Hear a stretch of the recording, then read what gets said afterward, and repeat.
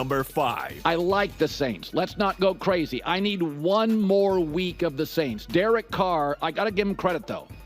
The run game, Alvin Kamara is a beast, and they are leaning on it heavy. They have the highest rushing percentage, 64% in the NFL through the first 2 weeks. And Clint Kubiak, again, from the Niners system, these quarterbacks get the Niners system, and they look different. Alvin Kamara has been a beast. It's just a new team that's shocking everybody. I want one more week, but I have them at 5. Number. The New Orleans Saints are the 5th best team, according to Colin Cowherd. I mean, that's really unbelievable when you think about it. I mean, it's really unbelievable. I'm sure a lot of Saints fans are like, well, duh, we've been telling you that. And people did say that when we were talking about that division and talking about all the other teams, whether it be the Bucks, the Falcons. They were like, stop sleeping on the Saints. And I'm mad at myself. I fully admit I slept on the Saints. I'm not going to act like I know every single thing or that I predict every single thing correctly, because that would be a lie.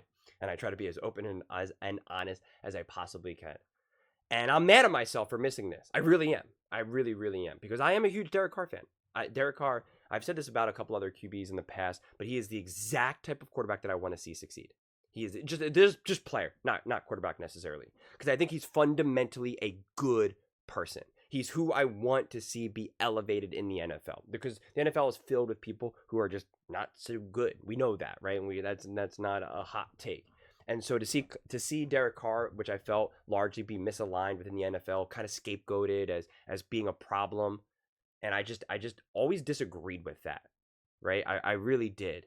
And I was really excited about him going to, because it was like, where's he going to go? And I was kind of thinking about some of the various teams that he could go to, and I was really hoping he was going to go to a team with an offensive coach and some weapons and yada yada. And he went to the Saints, and I was like, all right, it wasn't the best idea, but like, we'll see what happens. And last season, I know there was like some highs and stuff like that, but it wasn't like what I was hoping to see. And I kind of was just like, all right, there's just too many teams for me to just kind of start to fall in love with and start to follow and watch, whether it be the Lions, whether it be the 49ers. Like, there's just so many teams that it's like, I'm going to focus over there now. I don't know what the Saints are doing.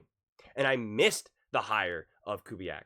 And I missed that, right? I missed what Derek Carr was actually doing down there. And that it was maybe the lack of success, in at least the box score or the win-loss record may have been a little bit more misleading. And I totally missed it. But the Saints come marching home. Is that what the saying is? Is that what the song is? Saints come marching home? Marching in, whatever it is. This is exciting. This is truly, truly exciting. Because I'm confident that majority of people did not see this coming outside of Saints fans. And what they're doing is really unbelievable. They are just demolishing and dismantling teams.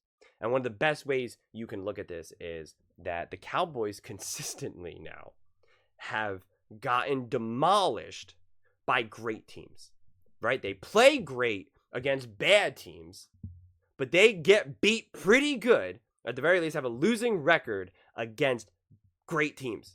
And they look like they're just completely outclassed. They look like that they've never played football before. That is a common fluke. The Cowboys weren't just having an off game. They weren't just having an off day. It wasn't like, oh, they just got like, a few great quick scores, and because of that, the Cowboys were kind of behind, and, that kind of messed up the whole game plan, blah, blah, blah, blah, blah. Sometimes that's true. That's not what happened in this game. They were outplayed in every single position, and they were outcoached. It's that simple. It really is. And yeah, I agree with what Colin is saying. We got to wait. This is week 2. They played the Cowboys, which I just explained, and they beat the Panthers. Yeah, sure, they demolished the Panthers, but the Panthers are a mess. The Saints know that very well. You can't celebrate it. I said the same thing when the Cowboys demolished the Giants and the Commanders last year. It was like, congratulations, really good job. Yeah, you beat the Giants and the Commanders, the two teams that have been awful for years, who are an absolute disaster, who are just a mess culturally, coach, quarterback, everything. They are just a mess. So that is good that you're better than them. But if you're using that as a barometer as to how great you are, that's just not good enough. It's just not. So you got to be honest about what the Saints did against the Panthers. The game against the Eagles is going to be really interesting. I think the Eagles are a great team. There are some people that believe that they are not, that they believe that they are a pumpkin, or that they're it's misleading how good or great they really may be. So this game's going to be interesting, because if they beat the Eagles good, you can start to say, all right, and the Eagles prove to be a great team, then you could say, all right, the Saints are really building their resume of being a great team, a top team in the NFL. But it is also possible that they beat the Eagles really good, and then it's like, and the Eagles continue to keep losing, and they don't make the playoffs, and they're not right. Then you're just beating another bad team, which is a possibility. It's not what I'm foreseeing. And in reverse, if the Eagles beat the Saints, I fear a lot of people will automatically say, "See, the Saints were fool's gold. They can't even beat the Eagles." And it depends, right? If you're high on the Eagles, you're going to be like, "Well, yeah, the Eagles are a great team, and the Saints were not good enough." Or you're going to be like, "The Eagles are trash, and they beat the Saints. Therefore, the Saints are trash." So it's going to be really, really interesting. It really will be. But I think the game should be competitive. I don't know if A.J. Brown is playing, right? The big number one receiver for the Eagles. He really makes that offense go big time. So I think they said he was going to be out for a couple of weeks, but I don't know what that looks like from an actual, like, is he going to play against the Saints since they lost against the Falcons? Does he feel more pressure to kind of get back out there? If he does get out there, is he going to be 100%? Like, there's definitely some question marks, but I understand that the Saints are really rolling high. But I do want to say that the Eagles should put up a decent fight. I mean, I think there's the potential for the Saints to just run all day on the Eagles, and if they're able to run all day, then Derek Carr will be able to pick them apart. Like, it could be offensively very similar to the Cowboys.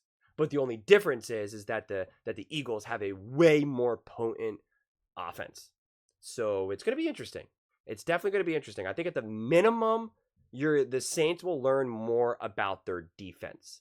Do they make Jalen Hurts uncomfortable? Do they contain Saquon Barkley? Do they contain Devontae Smith? Do they contain A.J. Brown if he plays, right? Like, so I think you can learn a little bit more, at least defensively.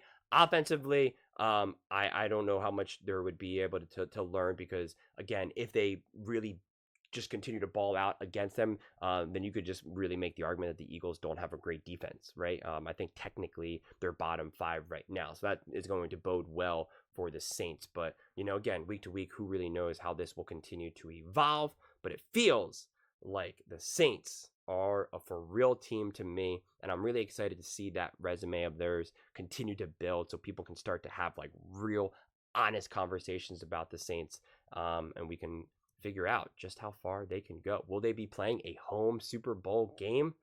It's quite possible. But those are just my thoughts. I would absolutely love to hear yours. What do you guys all think about the Saints? Do you think they're fool's gold, or do you think they are 100% for real? They have Super Bowl intentions, and they are going to get there and take it. Let me know in the comments below. I read every single comment, so whether you agree with me or disagree with me, either way, let's get in some discussions, let's get in some fights, but ultimately, let's just have some fun. And please do consider subscribing. We are building an amazing community here, and I would absolutely love to see you part of it. I want to build something that we all genuinely feel connected to, something that we're really excited to be part of. I think we're well on our way to doing it. And please don't forget to give this video a thumbs up, as it really does help with the visibility and the algorithm. Thank you so much, and see you next time.